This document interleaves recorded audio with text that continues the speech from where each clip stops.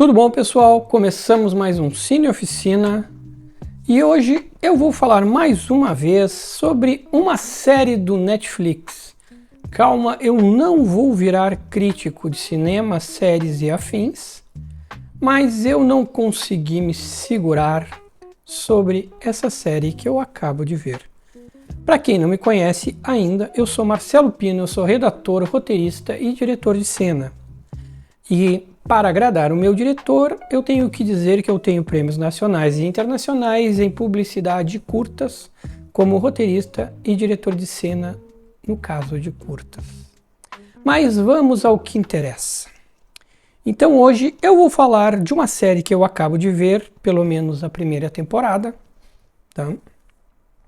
E eu tenho que falar dela porque é uma série baseada numa trilogia do nosso mestre Stephen King. E trata-se da série Mr. Mercedes.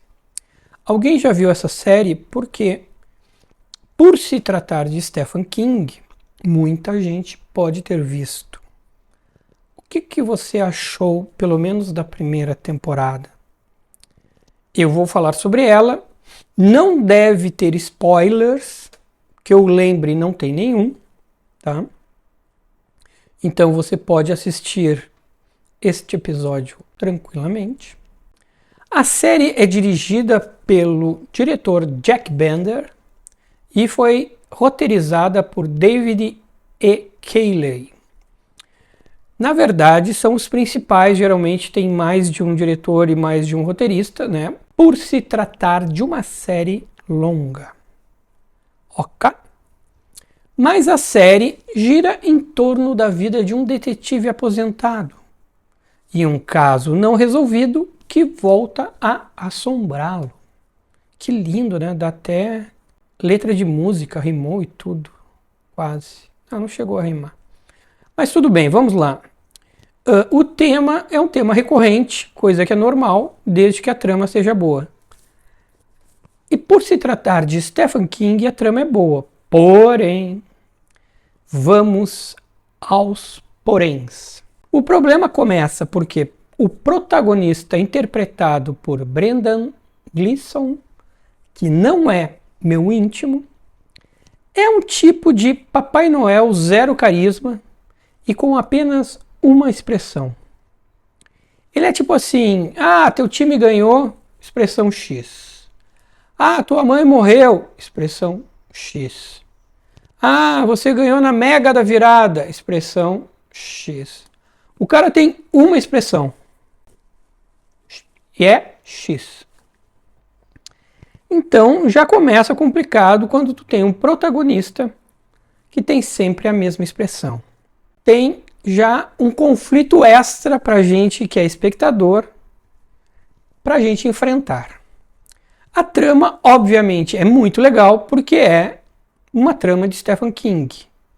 Mas aí o diretor ou o roteirista e o diretor resolvem criar. E é nesse ponto que começa o nosso aprendizado. Atenção todos!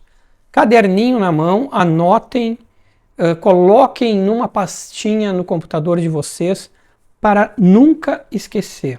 Se você vai investir o seu rico dinheirinho numa obra de um autor consagrado, prestem atenção. Sigam à risca a essência do autor.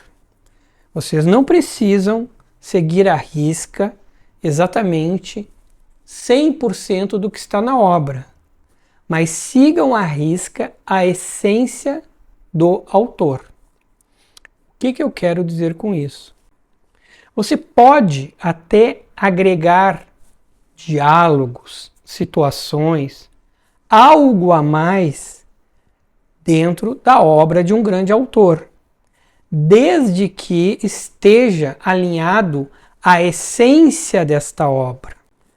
Eu não indico, eu não sugiro e eu acho arriscadíssimo querer inserir elementos, núcleos criativos e modinhas dentro de uma grande obra. Sigam a lógica do autor e não reinventem a obra e nem a roda. É a minha sugestão se vocês forem trabalhar com uma grande obra. Se você quer mostrar como você é criativo, sagaz, não faça isso numa grande obra, faça a sua obra. E eu vou explicar o que acontece aqui e por que eu estou dando este alerta, que é um grande alerta. Primeiro, há um longo trabalho em relação ao protagonista, o Papai Noel sem carisma e a sua vizinha. Tá? Se criou quase que um núcleo de interpretação entre o Papai Noel e a vizinha. Quem já viu a série sabe disso. Não se preocupe, eu não vou contar o que acontece necessariamente. Tá? A vizinha é interpretada por Holland Taylor. Ela é uma excelente atriz. Ela faz o papel de uma mulher na terceira idade, extremamente conservada, cabeça aberta, entendendo do seu momento de vida, e ela atua muito bem na série, apesar da personagem que inventaram para ela, que é uma personagem meio forçada. Mesmo assim, ela sustenta muito bem e com naturalidade essa personagem. Mas, claramente, a ação que acontece nesse núcleo narrativo entre os dois se mostra fora da lógica do King e do contexto da trama. É quase que uma lógica de novela, e é interessante. Lembrem que eu comentava que eu fiz o curso do Doc Comparato e ele não acreditava na narrativa da novela, ele só fazia webséries. Então, às vezes, me parece, essa websérie chega a me lembrar uma novela, porque ela abre várias narrativas paralelas, porém, isso é natural numa websérie, mas muitas vezes essas narrativas paralelas, elas convergem depois. Coisa que necessariamente não acontece numa novela. E aqui acontece a mesma coisa. Essas narrativas paralelas, os pontos principais dessas narrativas não convergem para a grande trama. Tá? Mas continuando. Quando tu tem um trabalho forte em dois personagens e ainda por cima um desses personagens não tem expressividade e muito menos testosterona, porque se cria uma narrativa de relacionamento entre os dois na terceira idade, olha que complexo que é trabalhar essa relação. Duas pessoas da terceira idade construindo uma relação afetiva, sendo que uma não está nem aí, e esta uma não tem expressividade, não tem testosterona, que é o nosso Papai Noel, e a coisa piora, porque esta vizinha que quer construir uma relação descompromissada, ela é aberta, moderna, fala abertamente de sexo, tá? De forma transparente, tá? Ela é super pra frentex, como dizia a mamãe, e ela faz isso e contracena com um Papai Noel que não convence nem como Papai Noel. Ele não convence como Papai Noel, não convence como detetive e como homem. Talvez ele só convença como aposentado. Então, esse núcleo narrativo é complicado de assistir, tá? Esse é um ponto, tá? Aí você pode estar dizendo assim, ai Marcelo, tu está dando spoiler. Necessariamente eu não estou dando spoiler, eu estou falando conceitualmente de um núcleo narrativo da série, tá? Que talvez você comece a ficar com medo de assistir. Mas faz parte. Mas no decorrer da série, e a coisa vai piorar, e eu estou falando só da primeira temporada, então no decorrer da primeira temporada, o nosso Papai Noel, que é o detetive protagonista, conhece Janie, interpretada por Mary Louise Parker. Quem conhece a Mary Louise Parker sabe que ela passou por um procedimento estético e até foi muito comentado na época, e ela acabou ficando com a boca do Coringa, do Cavaleiro das Trevas. Sim, acreditem nisso. É a mais pura verdade. Vocês podem conferir que eles foram no mesmo especialista.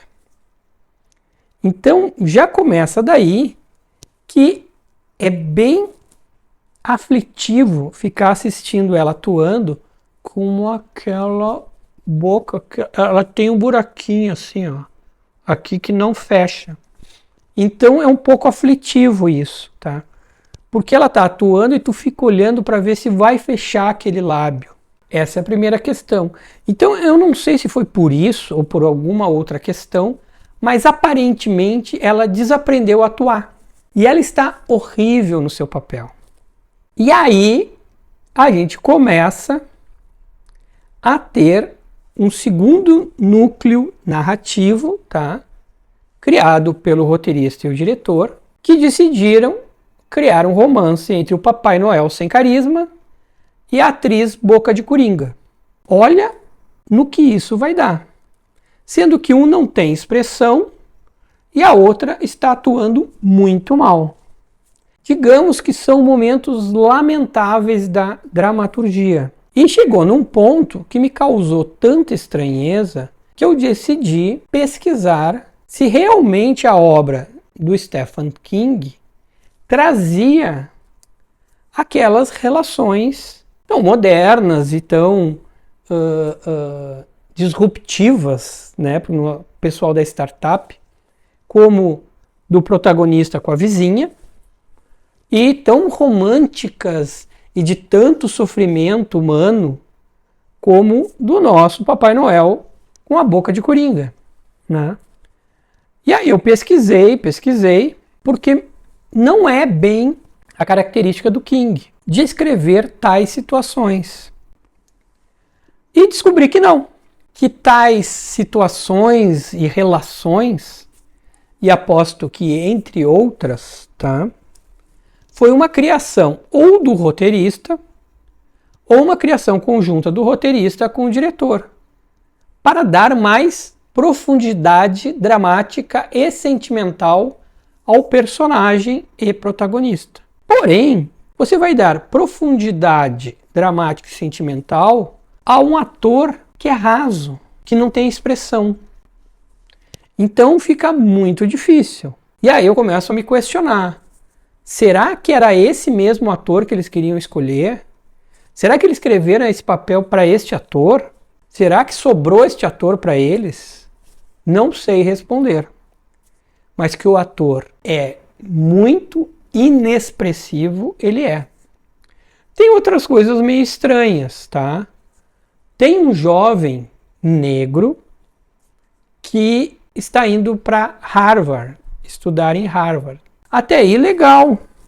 Só que eles falam isso e reforçam este movimento de um negro em Harvard 7.835 vezes durante a primeira temporada. Achei estranho, achei exagerado. Também não deve vir de King, pelo menos o exagero.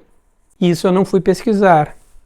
Outra coisa, tem uma menina com alguma dificuldade de sociabilizar e com TDAH e manias de toque. Também achei exagerado aquela personagem e com alguns equívocos de continuidade em relação ao personagem. A atriz é boa que faz a personagem. Então, assim, achei algumas coisas meio fora do lugar, tá? Mas, para não dizer que não falei de flores, os nossos amigos, roteiristas e diretores, tá, não conseguiram apagar o brilhantismo de Stephen King e da história de Stephen King. Então, vou falar do que há de muito bom na série. Primeiro, o vilão, ele é muito bom e o ator é excelente, tá? Ele é interpretado por Harry Treadway. Sou ruim nesses nomes, né? No seu trabalho, ou seja, onde o vilão trabalha, tá? também há uma colega, tá? Que é uma personagem muito legal, é uma personagem rica. Ela tem total DNA Stephen King, tá? Ela tem falas maravilhosas. Ela tem caras e bocas sensacionais, tá?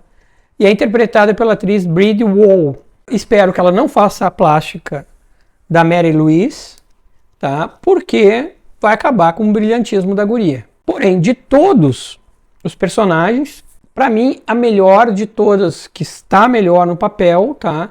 É a mãe do vilão, tá? Que interpreta um papel bem complicado, mas bem complicado mesmo, porque tem coisas difíceis de tu trabalhar, tem até tabus que estão sendo trabalhados ali, mas se trabalha de uma maneira muito adequada para a trama. Eu acho que não se passa do limite, digamos assim, é trabalhado de forma pesada, mas adequada para a série, tá? E a mãe é a Deborah Hartfield, tá? Ela tá excelente no papel. Eu não conhecia ela como atriz, tá? Ou talvez eu vi ela em outro lugar e não lembro, mas ela tá na série excelente. E é um papel dificílimo de fazer. Ela manda muito bem. O chefe do vilão também é bom. Então assim, ó, tem muita coisa boa na série, tá? Infelizmente, os caras resolveram inventar. Então o que ficou claro? Tudo que tem a essência do King e que foi mantido é muito interessante e muito bom. E claramente o diretor é bom, porque ele tira isso dos atores também, tá? Tirando o nosso protagonista, que não tem o que tirar, tá? Então assim, se eles tivessem escolhido bem o protagonista e focado na essência da obra e na essência do Stephen King, a gente teria talvez uma série sensacional. Porém, eles quiseram florear, romantizar, alinhar com a modinha do momento, com o pessoalzinho X, com o pessoalzinho Y, e ficou deslocado, enfadonho e freak. E é um freak que não é o freak que a gente gosta, não é o freak do Stephen King. É um freak tipo assim, não casa. E é uma pena, porque dá vontade de assistir a série. Só que tem momentos que tu não consegue assistir de tão canastra que é. O namoro do Papai Noel com a boca de Coringa, eu tinha que passar para frente, porque era muito canastra.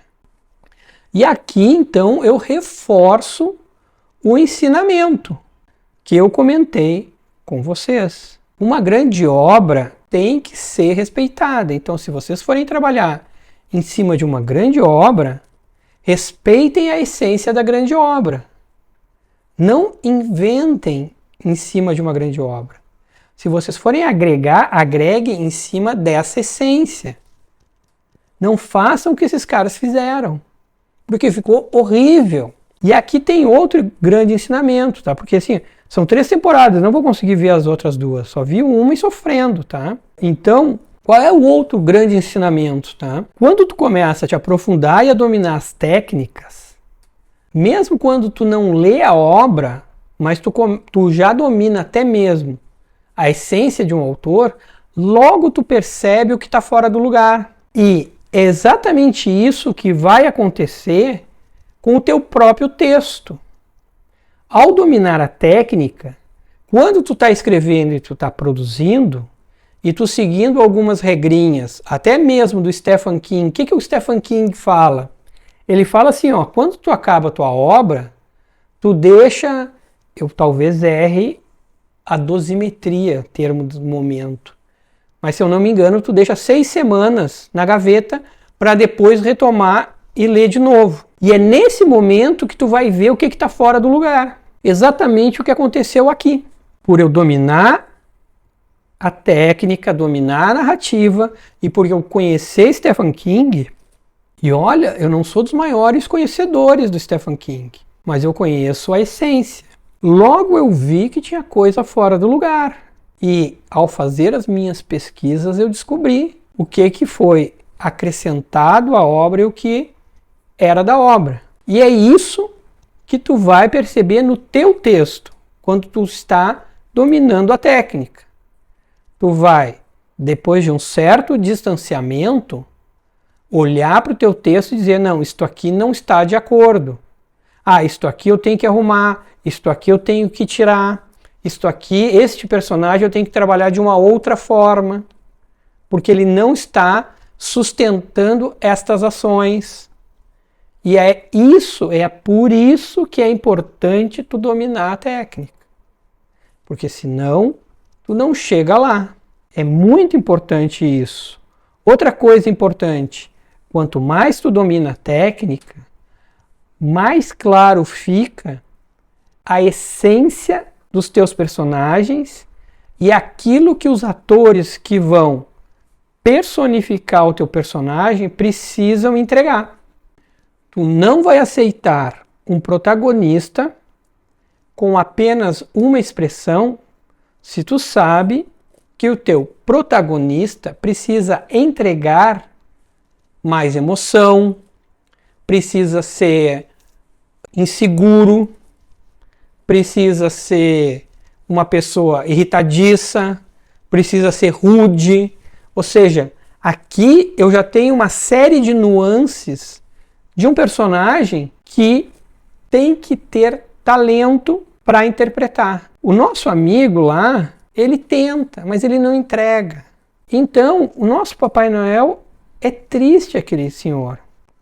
E certamente a escolha dele acarretou numa perda muito grande para a série.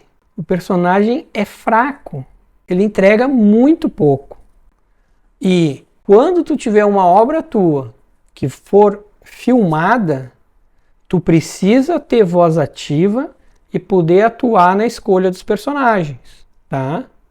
Então imagina, tu tem nessa série o protagonista, devido ao que eles enxertaram na história, o roteirista e o diretor enxertaram um personagem, protagonista X, e ele precisa ser um velhinho, que ao mesmo tempo é velhinho, mas é um velho que daqui a pouco ele tem os rompantes de um velho fortão, que não é, que tem crises românticas, que é sentimental, que ao mesmo tempo é um garanhão desejado pelas coroas, mas que também sofre pela filha que não sei o quê, e ele não entrega nada disso. E rapidamente se percebe isso.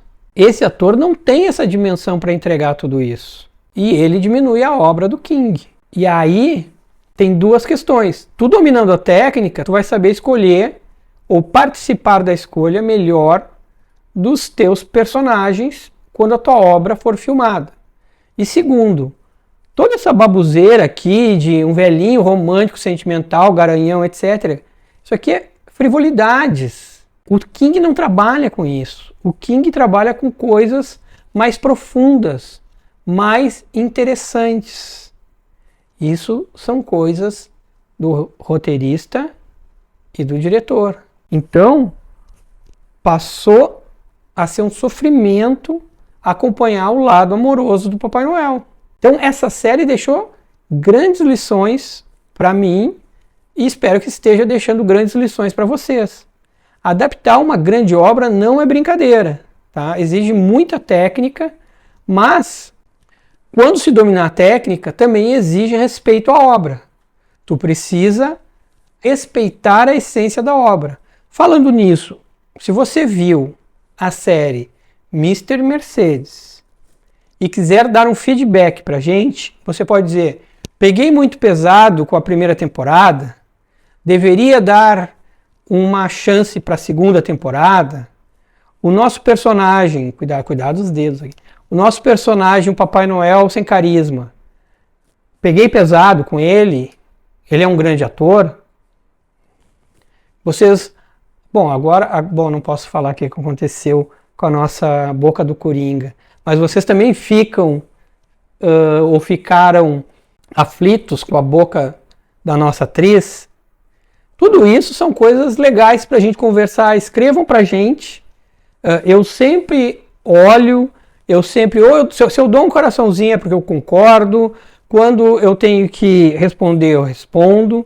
Então, assim, escrevam pra gente, se viram a série, digam o que vocês acharam. Não briguem comigo, é a minha opinião. Quem gostou, gostou, não tem problema, tá? Eu tô dando a minha opinião. Toda opinião é válida, mas eu peço só que pensem sobre o assunto, tá? E continuem com a gente. Sigam a gente. Quem não segue, cliquem, apertem o botãozinho aqui, ali, acolá. Passem a nos seguir. E em breve a gente se encontra com mais dicas. Até mais.